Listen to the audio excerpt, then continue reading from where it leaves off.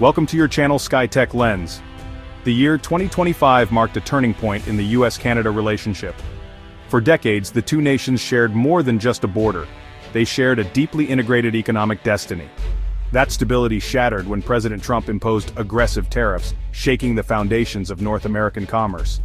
The move targeted the heart of Canada's economy, from steel to energy, and felt like a betrayal to many Canadians.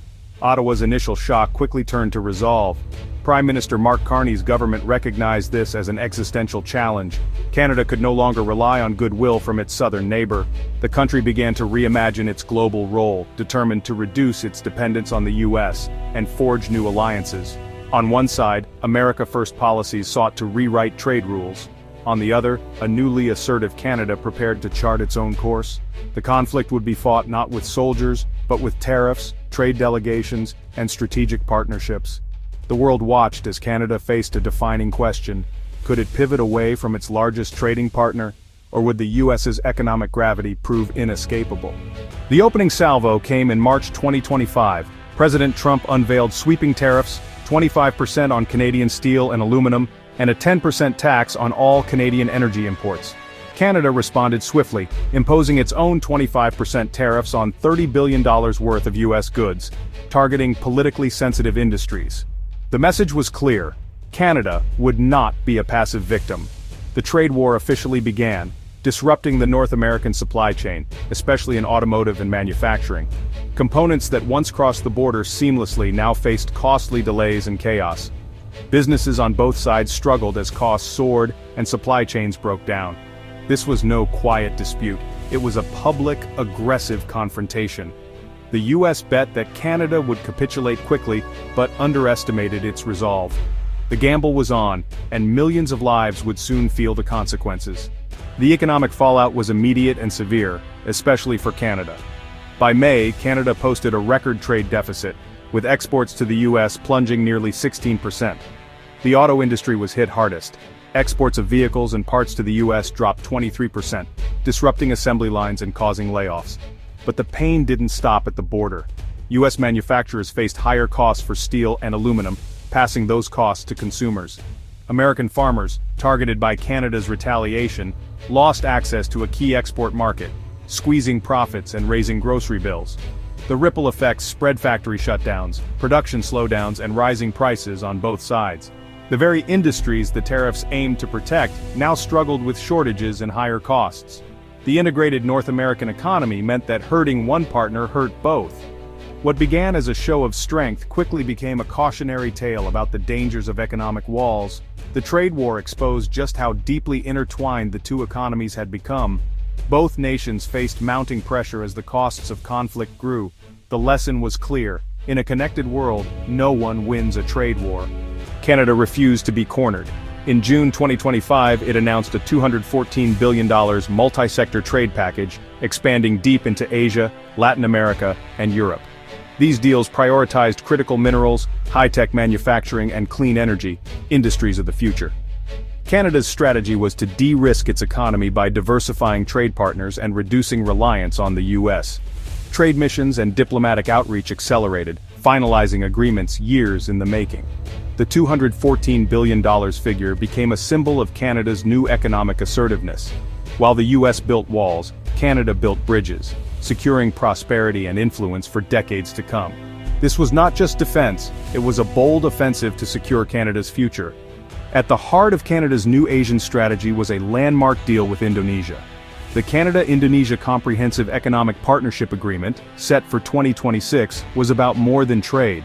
It was about securing the supply chains of the future. Canada brought technology and investment.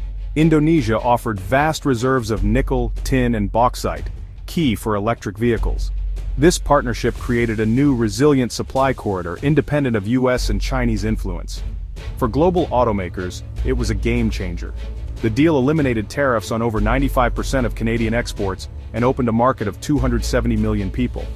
Sectors like agriculture, advanced manufacturing, and renewable energy stood to benefit.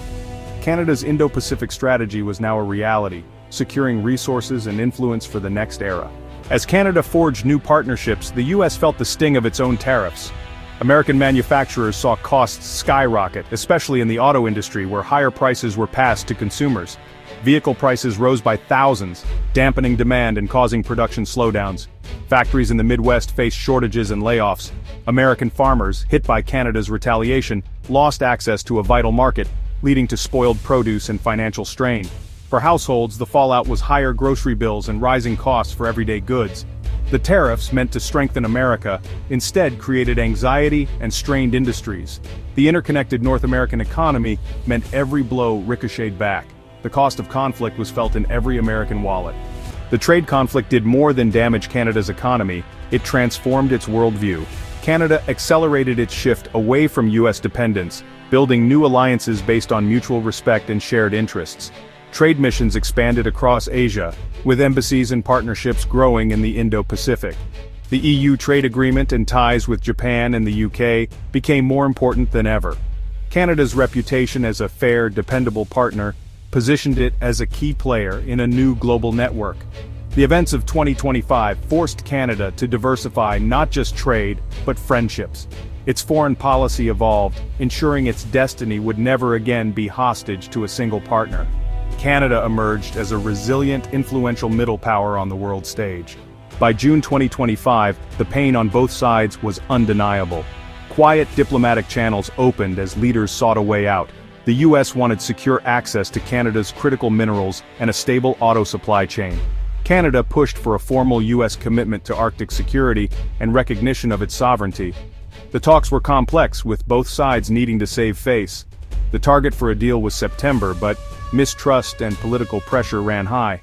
Any agreement would be scrutinized by domestic audiences primed for conflict. Finding a compromise would require real diplomatic skill and a willingness to step back from the brink. The stakes: a new era of partnership or deeper division. The 2025 trade war brought the US and Canada to a crossroads. Canada's $214 billion pivot to Asia, Europe, and Latin America is now a permanent strategy. The country has found new agency, forging alliances and securing its role in green technology supply chains. The US must decide, adapt to this new reality, or risk being left behind. The old trust is fractured. American industries can no longer assume privileged access. Canada now negotiates from strength, not dependency. Its strategic partnerships, especially with Indonesia, make it a key player in the global transition to sustainability. The crisis forced Canada to become more resilient and influential. North America's future depends on whether these nations can redefine their partnership for a new era. If the US chooses adaptation and renewed collaboration, the continent can remain a powerhouse. If not, Canada is ready to build a new world of opportunity without waiting for its old friend. Thanks for watching, and subscribe the channel Skytech-Lens for more updates.